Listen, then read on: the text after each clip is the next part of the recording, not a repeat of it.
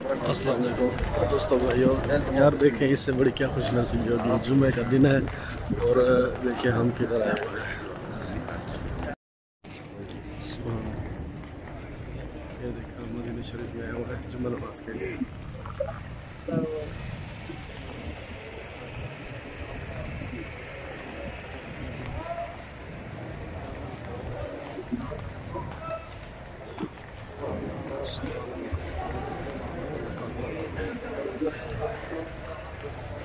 Medina शरीफ की बात दिल को सुकून आ जाता है।